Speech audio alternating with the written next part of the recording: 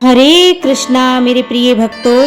तो जैसा कि आप सबको पता है कि आज कृष्ण पक्ष की चैत्र पाप मोचनी एकादशी है और यह व्रत जो भी श्रद्धा पूर्वक करता है उसके सभी पूर्व जन्म के और वर्तमान के सभी पाप नष्ट हो जाते हैं और वह सुख पूर्वक जीवन यापन कर स्वर्ग को प्राप्त करता है। जो भी मनुष्य इस व्रत को पूरी भक्ति और श्रद्धा के साथ करता है उसके सभी पाप नष्ट हो जाते हैं, जैसे कि पर स्त्री गमन, चोरी, व्यभिचार, सभी प्रकार के सभी पाप नष्ट हो जाते हैं और वह स्वर्ग को जाता है। और यह व्रत सभी व्रतों में श्रेष्ठ माना जाता है।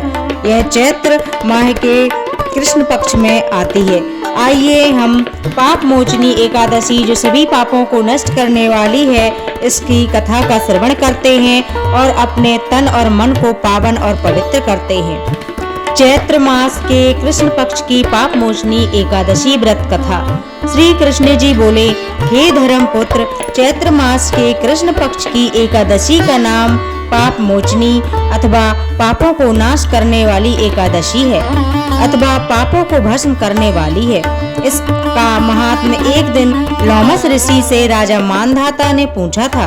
लोमस ऋषि बोले, एक चित्ररथ नामक सुंदर वन था। देवराज इंद्र का क्रीड़ा स्थल था। उस वन में एक मेधावी मुनि तपस्या करते थे। भगवान शंकर के वह परम भक्त थे। शंकर के सेवकों से कामदेव की जन्म से ही शत्रुता रहती है। अप्सराओं को साथ लेकर अपने मनमोहन, संताप इत्यादि 5 बाणों को कस लिया। मंजूषा नाम की अप्सरा ने मुनि के मन को हर लिया। भगवान शंकर का ध्यान भूल गए। मुनि ने मन मंदिर का पति मंजूषा को बना लिया। मंजूषा के प्रेम ने मुनि का मन दीवाना बना दिया। रास विलास करते करते 18 वर्ष व्यतीत हो गए। अप्सरा स्वर्ग जाने की आज्ञा मांगने लगी। मुनि बोले, आज पहला दिन ही तो है, कल चली जाना। अप्सरा ने पंचांग खोलकर दिखाया तो मुनि को ज्ञात हुआ, इस हत्यारनी ने मेरी तपस्या भंग कर दी है। क्रोधित हो गए, पिशाचनी बनने का श्राप दे दिया। अप्सरा बोली, मेरा उद्धार कैसे होगा?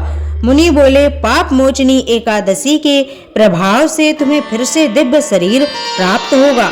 ऐसा कहकर मुनि अपने पिता च्यवन ऋषि के पास चले गए। अपने पाप कर्म से उद्धार होने का उपाय पूछा।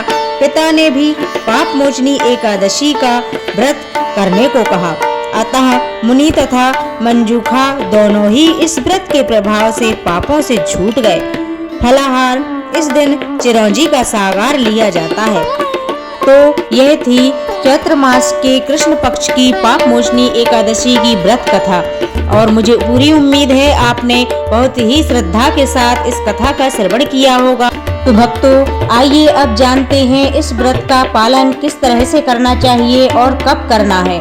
यह व्रत 15 मार्च रविवार के दिन 2026 को पड़ रहा है। तो सभी व्रती जो भी व्रत करने वाले मनुष्य हैं सुबह में जल्द ही प्रातः काल स्नान करके स्वच्छ वस्त्र पहनकर प्रभु की भक्ति में लीन होकर प्रभु के गुणगान करें और उनकी पूजा श्रद्धा पूर्वक उनका भोग अर्पण करें और श्रद्धा के साथ पूरा दिन मन में प्रभु का ध्यान करते हुए इस व्रत का विधि के सहित पालन करें और सायंकाल में तुलसा माँ के वृक्ष के पास जाकर ओम श्री कृष्णाय वासुदेवाय नमः का जाप करें और घी का दीपक जलाकर प्रभु के सहस्त्र नाम का जाप करें।